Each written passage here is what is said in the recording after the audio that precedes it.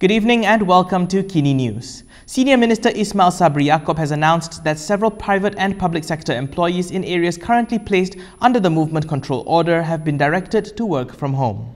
The government has ordered several public and private sector workers in areas under the conditional movement control order to work from home starting from October 22nd. This was announced by Senior Minister Ismail Sabri Yaakob at his daily briefing today. Oleh itu, mesyuarat hari ini telah pun memutuskan bahawa pekerja-pekerja di sektor awam dan swasta di peringkat pengurusan dan pengawasan tidak perlu hadir ke pejabat dan mereka boleh bekerja di rumah.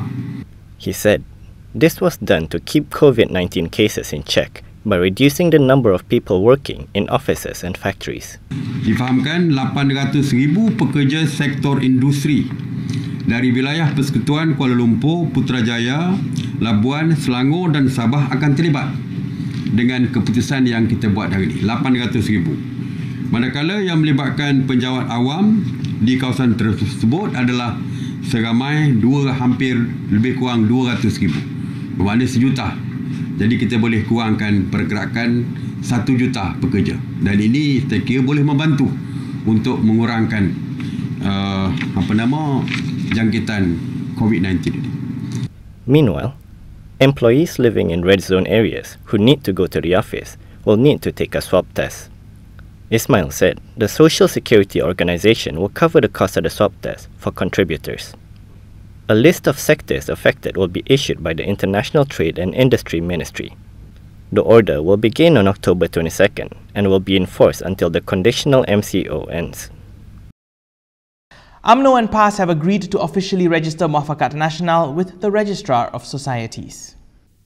Muafakat Nasional will be made an official organization soon, according to a joint statement by founding members UMNO and PAS today. The statement, which was shared by UMNO's Anwar Musa on Twitter, said that the Muafakat leadership have arrived at a consensus to give their commitment to strengthen unity and cooperation between parties in preparation for the next general election. The leadership of the two parties had also agreed to register Muafakat officially with the Registrar of Societies. However, it did not state when this decision was made. The statement does not mention Bersatu, which UMNO and PAS had wanted to accept into the Muafakat fold in August. It was signed by UMNO's Anwar Musa and PAS's Taqiyuddin Hassan, who addressed themselves as Muafakat Secretary General 1 and 2 respectively. A Muafakat Nasional meeting scheduled for last night to discuss Bersatu's entry into the coalition was cancelled at the last minute. According to Anwar, the cancellation was based on advice from the National Security Council. He had also said yesterday that the question of Bersatu joining Muafakat would be discussed at the meeting. This comes as UMNO, which is a Perikatan Nasional ally, is considering withdrawing its support from the coalition that comprises Bersatu, PAS and several other parties. However, UMNO's executive body, the Supreme Council, has yet to deliberate on the matter because of current stay-at-home restrictions in place in the Klang Valley territories. There is also speculation that a cabinet reshuffle was imminent in order to quell disquiet within UMNO.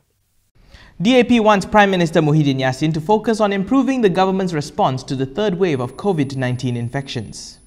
DAP Secretary General Lim Guan Eng has called on Prime Minister Muhyiddin Yassin to stop being distracted by politics and focus on improving the government's response to the third wave of COVID-19 infections. In a statement this morning, he said, instead of focusing on political survival by enticing over MPs with GLC positions, including the position of the Petronas chair, and even dangling the prospects of ministerial post with a cabinet reshuffle, time and effort should be spent by the Prime Minister on correcting his government's failures on the COVID-19 crisis. Guan Eng added that the Prime Minister should state that there will be no cabinet reshuffle and stop the dishonourable and dishonest offering of political posts and positions. He said the focus should be on uniting Malaysians in supporting the frontliners to win the battle against COVID-19. The number of COVID-19 patients in the country has increased, with the number of active cases hitting 7,456 as of noon yesterday. At the same time, Putrajaya is also being rocked by political instability, with UMNO making demands if it is to continue cooperating with Muhyiddin and Perikatan Nasional. Meanwhile, in a separate statement, DAP veteran Lim Kit Siang also called on the PN government to stop politicking and focus on channeling all available resources to fight the COVID-19 pandemic in Sabah. The Selangor ruler called on politicians to set aside their differences and focus on fighting COVID-19 instead of constantly arguing over power. Selangor ruler Sultan Sharafuddin Idris Shah has expressed disappointment with politicians who are constantly fighting each other instead of helping the people.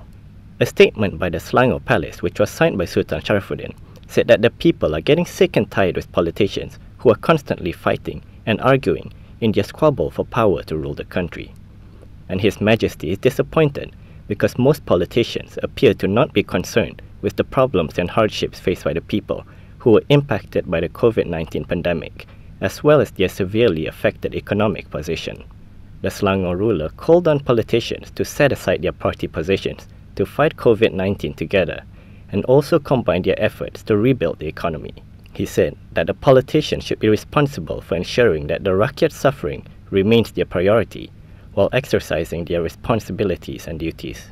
The statement was issued in support of a call by the Yang di-Pertuan Agong Sultan Abdullah Sultan Ahmad Shah, who had urged politicians not to plunge the country into another round of political uncertainty amidst the COVID-19 pandemic.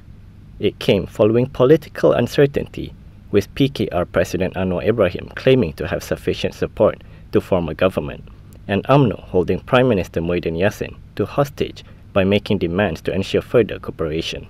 Meanwhile, there is also pressure from the Dewan Rakyat to debate a no-confidence motion against the Prime Minister.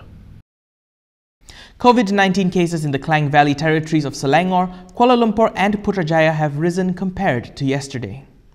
The Health Ministry has reported 862 new COVID-19 cases as of noon today. Of the 862 new cases, only 2 involve imported ones. From the 860 local transmissions, 4 cases were attributed to recent travel to Sabah. Sabah continued to lead the new case count with 673 infections. However, the number of cases in the Klang Valley territories of Selangor, Kuala Lumpur and Putrajaya have risen compared to yesterday, with 139 new cases in total. Selangor reported 132 cases, Kuala Lumpur had 6 cases, and Putrajaya reported 1 case. Health Director General Dr. Noor Hisham Abdullah said there were 26 active clusters in Selangor, of which 9 involved workplace transmission, and 1 cluster involved a shopping mall.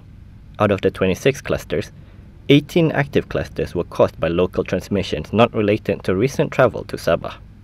3 more deaths were reported today, all involving patients in Sabah, bringing the total number of deaths attributed to COVID-19 to 193.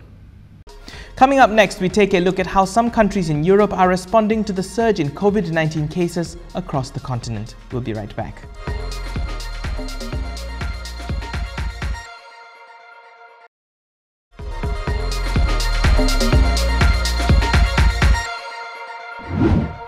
Countries across Europe are making difficult decisions about the coronavirus outbreak as the number of both cases and deaths saw a surge across the continent. Europe's second coronavirus wave is forcing some countries to go even deeper into restrictions again, as worldwide cases crossed 40 million on Monday.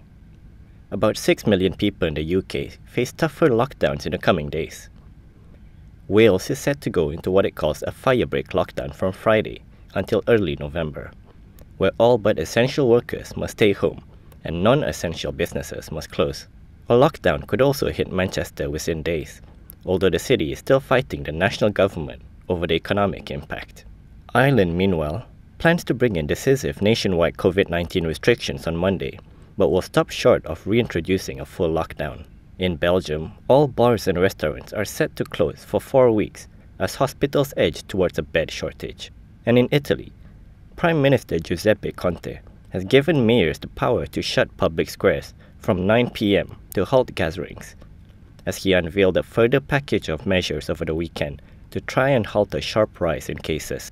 He insisted the government was determined to avoid a repeat of the lockdown imposed at the start of the crisis in March. Currently, Milan is the country's hardest hit region. Experts believe the true numbers of both cases and deaths internationally are likely to be much higher, given deficiencies in testing and potential underreporting by some countries. An unofficial count indicated on Monday that Bolivia's socialist candidate Luis Arce looks set to win the country's presidential election, putting the left-wing party of Evo Morales on the brink of a return to power. Bolivia's socialists all but sealed the dramatic election comeback after their centrist rival, Carlos Mesa, conceded the vote on Monday, with several unofficial vote counts giving the party of ousted leader Evo Morales an assailable 20 percentage point lead. The win, still to be confirmed by the official count, would sweep the party of leftist Morales back into power a year after he was forced to resign following a fraud election that sparked widespread protest and violence. The Socialist Party's candidate, Luis Arce, took more than 50% of the vote, rapid counts showed, with Mesa at around 30%, a far larger gap than pollsters had predicted. Arce, a former economy minister under Morales, sounded confident of winning. As we have been saying, we are going to govern for all Bolivians. We are going to build a government of national unity. We are going to build unity in our country. Morales, who had handpicked the candidate and has been closely advising the campaign, hailed victory for socialism at a press conference in neighboring Argentina, where he has lived since being ousted from power last year. Jeanine Áñez, the conservative interim president who took over in a power vacuum last year, said that it appeared Arce was the election winner and she offered her congratulations. Sunday's poll was regarded as a test of democracy in the Andean nation. Last year's election was annulled after allegations of vote rigging, which sparked bloody protest and led to Morales quitting after almost 14 years in power. Arce's team on Monday said the initial results look hard to change, but he would only make a statement once the official results were complete. Islamic associations and homes of foreigners suspected of holding extremist religious beliefs were raided in France. French police raided Islamic associations and the homes of foreigners suspected of extremist religious beliefs on Monday, according to police sources. This came days after the beheading of a schoolteacher in Paris. History teacher Samuel Paty was killed outside his school in a northern Paris suburb on Friday by an 18-year-old man who was subsequently shot dead by police. Earlier this month, Paty showed his pupils cartoons of the Prophet Muhammad in a class on freedom of expression, angering a number of Muslim parents. The attacker, who was of Chechen origin and was born in Russia, was not previously known to the intelligence services. The raids came after the country's top ministers attended a Security and Defense Council meeting with President Emmanuel Macron. A police source on Sunday said France was preparing to deport 213 foreigners who were on a government watch list and suspected of holding extreme religious beliefs, among whom about 150 are serving jail sentences. The deportations were already being worked on before Friday's attack, a security source said. Thousands have gathered across France to support teachers and defend freedom of expression. From Paris to Lyon, crowds gathered quietly, pausing regularly to applaud, hold minutes of silence, or sing the national anthem. And that's all we have time for today. For more stories, you can go to KiniTV.com. Don't forget to follow us on Instagram, Twitter, YouTube, and Facebook for the latest news updates. Remember to wear a mask when going out, wash your hands regularly, and if you're in Selangor, well, sanitize them when you can. I'm Daniel Anthony. Thank you for watching, and stay safe, Malaysia.